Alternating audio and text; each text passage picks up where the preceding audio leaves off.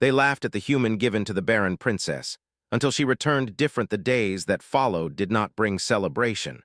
They brought tension. Across the Viorlian Empire, systems adjusted slowly, like an old body learning a new way to move. Orders were questioned for the first time.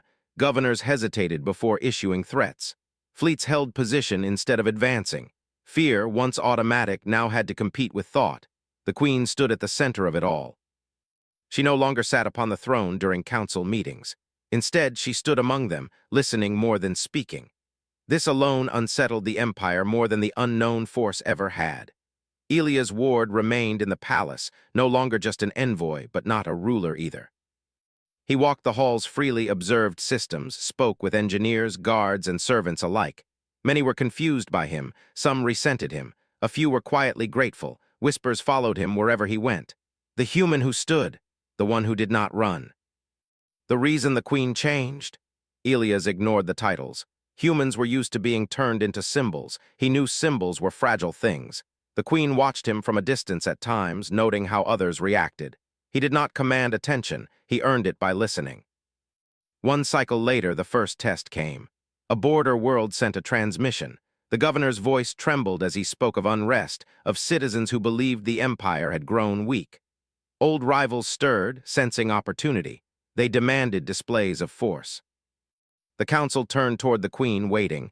In the past, the answer would have been immediate: crush them. Now the queen closed her eyes briefly. "What do they fear?" she asked. The council exchanged looks. "They fear losing control," one advisor admitted. "And why do they fear that?" the queen asked. Silence. Elias spoke softly from the edge of the chamber. "Because fear was the only language they were taught," the queen nodded. "Then we will teach another." The council stiffened. "With respect, your majesty, mercy will be seen as weakness." "Then let it," the queen replied.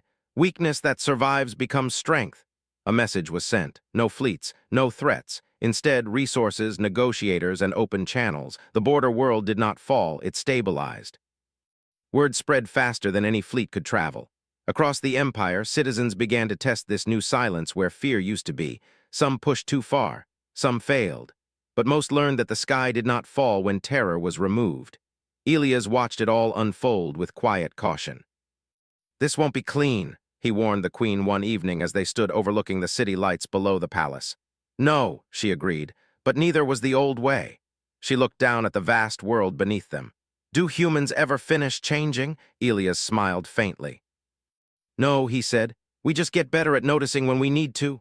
The queen considered that. Weeks passed. Foreign empires observed carefully. Some pulled back, uncertain how to deal with a power that did not threaten. Others tried to provoke, sending spies, testing borders.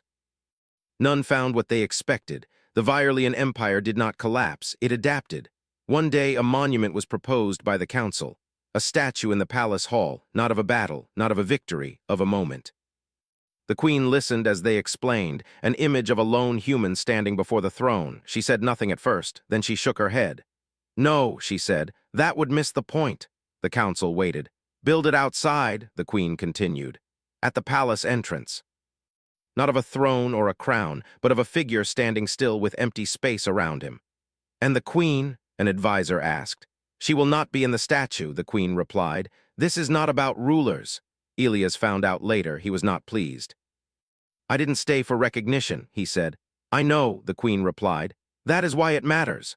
Construction began quietly. As it rose, visitors came from across the empire. Some touched the statue. Some simply stood before it in silence. They called it many things, the stand.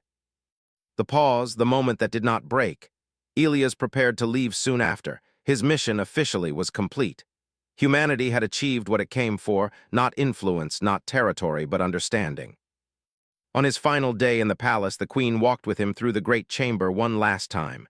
The throne still stood, unused, a reminder rather than a tool. "The galaxy will change because of this," the queen said. "Yes," Elias replied, "but slowly. And not always the way you hope." She stopped walking and turned to face him. "Why did you really stay that day?" Elias was quiet for a long moment. "Because I've seen what happens when no one does," he said, "and because someone once stood for my world when we couldn't." The queen searched his face. "Another species?" "No," Elias said softly. "Another human," she nodded, understanding. When his ship departed, there was no ceremony, no fleet escort, just a quiet launch into the dark. The Queen watched until it vanished from sight. Years later, long after Elia's ward had become a story rather than a man, a new generation of rulers studied the records of that day. They asked why the guards fled. They asked why the Queen stepped down from her throne. And always they asked the same question. Why did the humans stay? The answer was never written in law or stone. It was spoken, quietly passed from one voice to another across worlds. Because when fear demands movement, humans sometimes choose stillness. Because when systems break, humans bend. Because when everyone runs, a human might stand, not to rule, not to conquer, but to remind the universe that survival is not just about living. It is about choosing what is worth standing for. And the galaxy never forgot the day an empire learned that lesson from the species it once believed was the weakest of all. The change did not arrive loudly. It came quietly, hidden in routine moments that most Vierks would have ignored. Elias continued his days without special status. He walked the city paths, ate the same nutrient meals, and followed the schedules given to him. But now, Princess Elira sometimes joined him, not officially, not announced.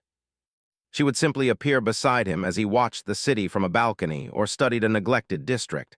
At first, she spoke little. Elias did not push. One evening, as pale light from the dim sun stretched long shadows across the streets, Elias paused near a public square filled with unused seating platforms. Dust covered everything. No one gathered here anymore. Why was this place built? He asked. Elira looked around. Long ago, it was a coordination hub, meetings, data exchanges. And now, redundant, she said, we communicate more efficiently alone. Elias nodded. Humans had places like this too. She glanced at him. Had, yes, he said. We stopped using some of them when we thought we didn't need each other as much. What happened? We realized we were wrong. That night, Elira ordered a single maintenance unit to clean the square. No announcement, no explanation. The next cycle, she walked past it and noticed two Vierks standing there, speaking longer than required. She said nothing. Elias began sharing human habits slowly. Not lessons, just actions. He prepared food differently, combining textures and flavors, even though nutrient efficiency dropped. He explained that humans often ate together, not for need, but for connection. Elira watched him eat once, curiosity overcoming restraint. You consume unnecessary variation, she said. Yes, Elias replied. It makes the meal memorable. She considered that. Later, she requested to eat with him again.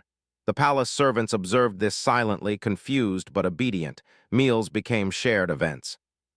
At first, no words were exchanged.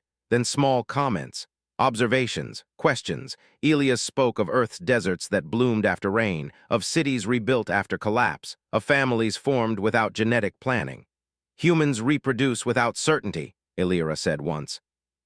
Yes, Elias replied, we don't always know the outcome, we do it anyway. That is illogical.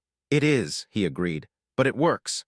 The Vierks had long believed their barrenness was a flaw written into their biology. Elias never challenged their science directly. Instead, he asked questions. When was the last time a Vierk's child laughed? He asked one day. Elira froze. I do not know, she said slowly. Do you remember laughter? Elias asked. Yes, she said, from records. He did not respond, he simply looked out over the city. That silence stayed with her. She began reviewing old archives late into the cycles, not medical data but cultural ones, ancient art, music files unused for centuries. Images of Vierk's families gathered together, touching, sharing space. Something in her chest felt heavy. Elira noticed small changes among her people too. A few engineers began decorating their workspaces. A public walkway gained seating again. A communal message board appeared without official order. Efficiency dropped by a fraction. No one complained. Elias spent time with the lower districts, speaking with workers and planners. He listened more than he spoke. When asked why he bothered, he answered simply, because humans learned that listening keeps things alive. Word spread quietly. The human was strange, but not useless. Not loud, not demanding, just present. One cycle, a junior official approached Elira with a report. Princess, they said carefully, productivity metrics have shifted. Explain, she said. There is increased interaction among units, slight delays. But morale indicators have risen. Elira stared at the data. Continue monitoring, she said. Later, she walked with Elias through the palace gardens. They were not truly gardens, just geometric stone arrangements designed to calm the mind. These places were never meant to grow, Elia said. They were meant to last, Elira replied. Nothing lasts if it never changes, he said gently. She stopped walking. Your species changes too much. Yes, Elia said. That's why we're still here. She looked at him, truly looked this time, a fragile body, a short lifespan, and yet something unbreakable in the way he stood. Do humans fear the end? She asked. All the time, Elia said. That's why we plant things. That night, Elira authorized a small experiment. A neglected sector would be restored not for output but for habitation. No optimization targets, no strict efficiency rules. The Council of Planners questioned it. It serves no purpose, they said. It serves a future purpose, Elira replied. The human smiled when he heard. Weeks passed, the sector changed. Slowly, people lingered there, conversations lengthened. Someone played music from an old archive file. No children appeared, yet something else did. Hope was not spoken of. The Vierks had no modern word for it. But the feeling spread quietly like warmth in a cold structure. One day, Elias collapsed. It was sudden. Exhaustion, dehydration, simple human limits. He was not built for the Vierks' climate or long cycles. Elira was at his side within moments. Medical units stabilized him quickly. The situation was not life-threatening, but it frightened her more than she expected. She waited by his recovery platform until he woke. You should have reported weakness, she said. Elias smiled faintly. Humans forget sometimes. Her voice was low. You are limited. Yes, he said. That's why what we do matters while we can. She said nothing. When he recovered, Elira reduced his schedule personally. The decision was not logged as political. It was logged as necessary. The council took notice. Whispers reached the outer systems. The Barren princess was changing. The Vierks world showed strange data fluctuations, cultural shifts without technological upgrades. Other species laughed again. Temporary anomaly, they said. Human influence will fade. Elira listened to these reports with calm eyes. She did not remove Elias. She did not slow the changes. One evening, standing beneath an artificial sky where faint lights simulated stars, Elira spoke softly. My people believe life ends quietly, she said, without struggle. Without renewal, Elias looked at the lights. Life doesn't end, he said. It waits. She turned to him. For what? For someone to care enough to try again. For the first time in her long life, Princess Elira felt fear, not of extinction, but of what her people had almost forgotten. And she realized with a strange certainty that the galaxy had underestimated humans not because they were weak, but because they were patient. The first sign was so small that most of the Vierks missed it. A maintenance drone reported moisture in a sector that had been dry for centuries. The system flagged it as an error. Princess Elira did not. She requested a personal inspection. No announcement, no council members. Only Elias accompanied her, walking slowly beside her through the restored sector that had once been considered useless. The ground there felt different. Not alive, not yet, but softer, less hostile. Elias knelt and pressed his fingers against the surface. It's holding water, he said. That should not be possible, Elira replied. The soil structure was declared inert. So was Earth S in many places, Elias said, until we stopped treating it like a machine. She watched him carefully. You speak as if life listens. It does, Elias said, just not in ways machines can measure quickly. The princess ordered no further action, no extraction, no correction. The sector was left alone. That decision alone caused unease among the planners.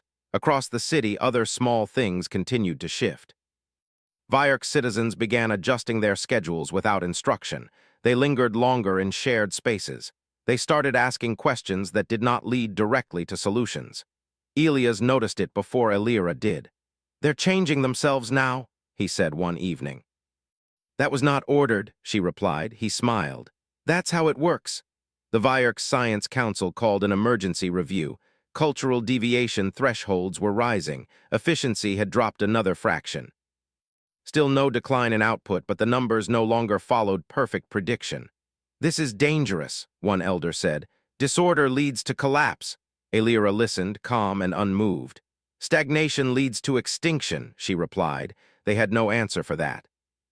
At night, Elira returned to the old archives again. She watched recordings of Vierk's children, real ones, not simulations, small hands, curious eyes. laughter that sounded strange and unfamiliar now. She found herself replaying one moment again and again. A child reaching for another, connection. She closed the archive and stared into the darkness of her chamber. Something inside her felt tight, then suddenly very empty. She did not understand the sensation. Elias did. "You're grieving," he said when she finally spoke of it. "For what?" she asked. "For what was lost," he replied, "and what might still be possible." Her voice was low. "Grief serves no function. It tells you what matters," Elias said. She considered that for a long time. The next change came from the people, not the palace. In the restored sector, someone planted something. Not officially, not recorded. A simple organism, not native, not engineered. A fragile thing brought quietly by a researcher who remembered a human story Elias once told about planting seeds without permission. The organism should not have survived. It did, barely, slowly, but it held on. When Elira saw it, her breath caught for just a moment. "This violates protocol," she said. "Yes," Elias replied. "So did every forest on Earth." She ordered the area protected. No one laughed now. Word spread across the Dominion, not through official channels but through whispers and shared glances. Something was happening, something fragile, something dangerous, something hopeful. The Galactic Council sent an inquiry.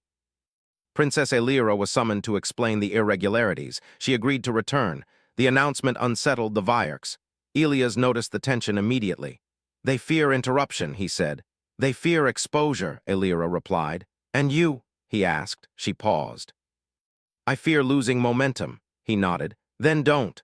Before departure, Elira made a decision that surprised even herself. She left Elias behind, not as punishment, not as dismissal, but as trust. "You will observe," she said, "and advise." "You're giving them space," Elias said. "Yes," she replied, "as you taught me."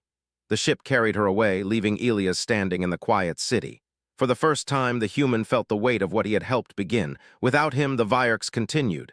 They talked more. They questioned more. They began recording stories, not data. Some even altered their living spaces, adding imperfections intentionally. Efficiency dropped again. Life increased. Then something happened that no model predicted. A Vierk's female collapsed during a routine cycle. Medical units rushed her to a recovery chamber. Diagnostics flooded the system. Alarms sounded, then fell silent. The lead medic stared at the display in disbelief. "There is cellular activity," they said slowly. "Unscheduled, unclassified." Another medic leaned closer. "This resembles early reproductive markers." The room went still. "No," someone whispered, "that is impossible." The data did not change. The Vierks had been declared barren for centuries, yet the readings were clear. The princess was still en route when the message reached the palace. Elias received it first. He sat down heavily, hands trembling. He did not smile. He felt afraid, because hope, once proven real, was no longer gentle. The medical council debated endlessly. Could it be an anomaly, a mutation, a mistake? But more cases appeared, not many, just enough. Patterns emerged. All individuals showed increased social interaction, emotional engagement, exposure to restored sectors. The changes were not genetic, they were environmental. Cultural, the princess returned to a world holding its breath. When she entered the medical chamber and saw the data herself, she felt something break inside her. Not fear, not doubt, relief. She stood very still. "Begin protection protocols," she said. "Non-invasive." "No interference," the elders protested. "This changes everything," they said. "The galaxy must not know yet." Elira turned to them. "The galaxy already knows something is different." She met Elias later that cycle. They stood beneath the artificial stars again. "You did this," she said. "No," Elias replied softly. "You did." She shook her head. "My people followed." "Because you gave them permission to feel," he said. Silence stretched between them. "I am afraid," Elira admitted. "So was Earth," Elias said. "Every time life found a way back." She looked at him. "Why does this happen to your species?" Elias thought for a long moment. "Because we don't give up on broken things," he said. "We live inside them until they heal." The council sent another message. A formal demand this time. Princess Elira did not respond. She stood at the edge of the restored sector, watching the fragile organism sway gently in artificial wind. For the first time in centuries, the Vierk's future was not perfectly clear. It was uncertain. And that uncertainty felt like the most dangerous thing in the galaxy, because uncertainty meant possibility. And humanity had just reminded an ancient species how powerful possibility could be. The silence did not last. It never does when something impossible begins to feel real. Across the Vierk's dominion, data streams surged with questions. Medical councils argued in calm but urgent tones. Cultural analysts reviewed centuries of certainty and found cracks they could no longer ignore. The restored sector became a quiet center of attention, not because it was announced, but because people felt drawn to it. Princess Elira ordered restraint. "No celebration," she said. "No announcements, no pressure." The words surprised her own advisors. The Vierks had always reacted to discovery with control, with containment, with certainty. This time she chose patience. Elias watched the shift carefully. He spoke less now, not because he had nothing to say, but because the Vierks were speaking for themselves. He listened as workers debated ideas instead of instructions. He watched planners argue about beauty as well as function. He saw elders pause before dismissing younger voices. The change had momentum. That frightened the Galactic Council. An official summons arrived, encoded with formal authority and polite concern. Princess Elira was requested, this time required, to address the full assembly regarding biological anomalies and unauthorized cultural deviation. She read the message twice. Then she deleted it. Instead, she prepared to go in person. "You will come with me," she told Elias. He looked up from his console. "As an advisor, as evidence," she said. The journey back to the council station felt different this time. When they arrived, the chamber seemed smaller, louder, filled with restless energy. Delegations whispered openly now. No laughter, but no respect either. The same platform waited. Princess Elira stepped forward, Elias at her side. The speaker's voice echoed. "Princess of the Vierk's dominion, explain the reports. Your world was declared stable in decline. Now our instruments show deviation." Elira stood tall. "Our world was never stable," she said. "It was stagnant." A ripple moved through the chamber. "You claim reversal of biological extinction," a crystalline delegate said. "Impossible without intervention." "There was intervention," Elira replied calmly, "just not the kind you measure." Eyes turned to Elias, murmurs rose. "The human," someone scoffed. "A single, unmodified individual?" "Yes," Elira said. "One human." The speaker leaned forward. "State the mechanism." Elira paused. This was the moment, not just for her people, but for humanity. "He did not change our genes," she said. "He changed our habits." Laughter tried to rise again, but it died quickly. "You suggest emotional variance corrected a biological failure?" a reptilian lord asked. "I suggest," Elira replied, "that we mistook the symptom for the cause." She gestured, and data projections filled the air. Not charts of efficiency, but timelines of cultural behavior. Social isolation, environmental rigidity, emotional suppression. "Life," she continued, "did not fail us. We failed life." The chamber was silent. Elias felt the weight of their attention, but did not speak. He stood as he always had, calm, present. A luminous envoy pulsed faintly. "Why did humanity not exploit this knowledge?" Elias finally spoke. His voice was quiet, but it carried. "We did," he said, "on ourselves." Confusion spread. "We were called weak," Elias continued. "Chaotic, short-lived. We are all those things. That's why we learned to survive together." Princess Elira watched the council closely. Some leaned away, others leaned in. "Humanity does not fix worlds," Elias said. "We remind them how to fix themselves." The council recessed in unease. While they debated, news leaked. Not the medical data, the story, the Barren princess, the human gift, the returning life. Across the galaxy, opinions shifted. Some mocked, some feared, some wondered what humans might do if given more influence. On the Vierk's homeworld, the waiting was unbearable.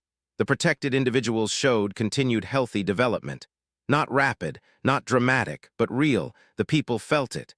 They gathered in the restored sector without being told. They stood near the fragile organism, now stronger, leaves spreading carefully. No one touched it. They simply watched. Princess Elira returned days later. She did not bring approval. She brought time. The council issued a temporary non-interference ruling. Observation only. No sanctions, no declarations. It was not support. But it was not denial. That was enough. The princess addressed her people openly for the first time in centuries. No data projections, no commands. She spoke from a balcony overlooking the city. "We were taught to endure quietly," she said, "to fade without disturbance. I will not lead you that way." Her voice did not rise. "Life has returned not because we forced it, but because we allowed ourselves to change." She paused. I do not promise certainty, she said. I promise effort. The response was not loud, it was steady. Elias watched from the side, feeling something he had not expected, pride not in himself, in them. The following cycles were careful ones, no rush, no pressure on those developing. Medical support focused on comfort, not control. Cultural spaces expanded slowly. Stories were shared publicly. The first laugh echoed through a public square one evening. People froze when they heard it. Then another followed. Princess Elira heard it from her chambers and closed her eyes. Tears formed, unfamiliar and unstudied. Elias stood quietly beside her. You were right, she said softly. Hope is a habit, he smiled. You're very good at it. She looked at him. And humanity. We practice, he said. The council sent one final message. They requested a permanent human delegation. Princess Elira declined. Humanity will not be owned, she said, nor borrowed. Instead, she offered something unprecedented. Exchange, not gifts, not symbols, people. The galaxy hesitated, then accepted. As ships arrived and departed, the laughter from the first council meeting felt like a distant memory. No one laughed now. They watched, because the Barren princess had returned different. And humanity, once again, had proven that the most powerful force in the universe was not strength, but the quiet refusal to let life end alone. The future did not arrive all at once. It unfolded slowly, carefully, like something that knew it was fragile and deserved time. On the Vierk's homeworld, life continued its quiet return. The protected individuals developed steadily, watched over with patience rather than fear. No one rushed them. No one tried to turn them into proof or symbols. They were allowed to simply exist. That choice mattered more than any technology. Princess Elira walked the restored sector often now. What had once been an experiment had become a place of gathering, not loud, not crowded, just alive.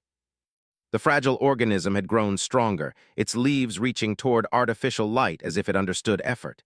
Elias walked beside her, slower than before. Time had begun to show itself in him. The Vierks noticed this now. They noticed many things they once ignored. You are changing, Elira said quietly one cycle. Yes, Elias replied, that's the price. She stopped. You could leave. I could, he said, but I'm not done. She studied him. You owe us nothing. I know, Elias said, that's why I stayed. Across the galaxy, the story continued to spread. Not as rumor now, but as observation. Scientists arrived not to interfere, but to learn. Cultural envoys arrived, unsure of what questions to ask. They expected formulas. They found people talking. The Galactic Council watched carefully. Humanity's position shifted, not upward in rank, but outward in influence. Humans were no longer dismissed. They were consulted. This unsettled many. How did they do it? A delegate asked during one closed session. They did nothing, another replied. And that is the problem. On the Vierk's world, the first child was born. It was not announced across the stars. No broadcast, no ceremony. Just a quiet moment in a medical chamber, attended by calm voices and steady hands.